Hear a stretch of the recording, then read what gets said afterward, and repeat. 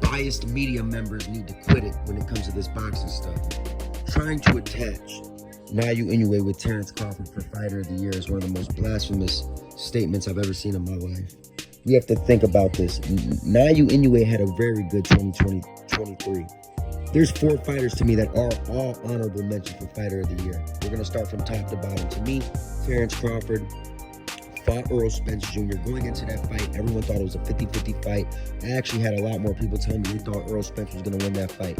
And Terrence Crawford dominated Errol Spence from start to finish. It was one of the most dominating performances I've seen in my entire life.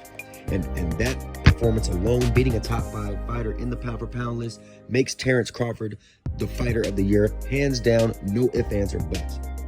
David Benavidez had a tremendous 2023, beating Caleb Plant at the beginning of the year, and then closing out the year by beating Demetrius Boo Boo Andrade, who a lot of people said was the boogeyman, one of the most avoided fighters in the middleweight division. Very good year for David Benavidez. Devin Haney had a great year. Beating Regis Prograis, moving up to 140 to beat Regis Prograis. And then earlier that year, he beat Vasily Lomachenko, who's a first ballot Hall of Famer. That's a great win.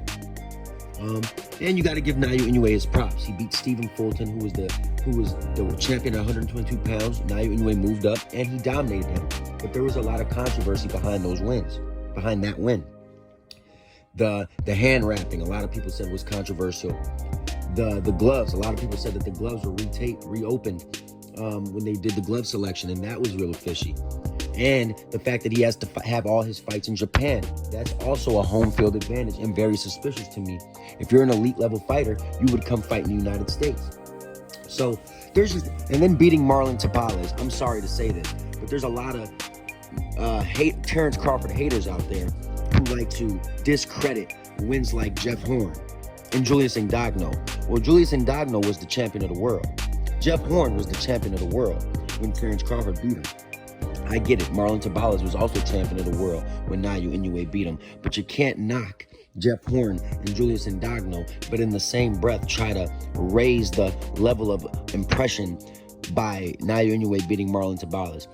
Marlon Tapales had been stopped twice before the Naoya Inoue fight, so we knew he didn't have a great chin. It was a setup fight for Naoya Inoue to become 2-time undisputed. Naoya Inoue, like I said, has probably the most overrated resume in boxing today, other than Gervonta Davis. Gervonta Davis and Naoya Inoue have the most overrated resumes in boxing.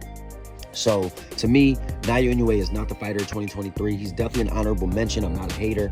But the fighter of 2023, hands down, goes to Terrence Crawford. Dominating performance, unexpected performance. Surprised the world, and anything else besides Terrence Crawford for Fighter of the Year is disgusting and will not be discussed on my channel, because Terrence Crawford is the Fighter of the Year. Naoya Inoue, David Benavidez, Devin Haney are all honorable mentions, but Terrence Crawford wins that award, and it's hands down to me.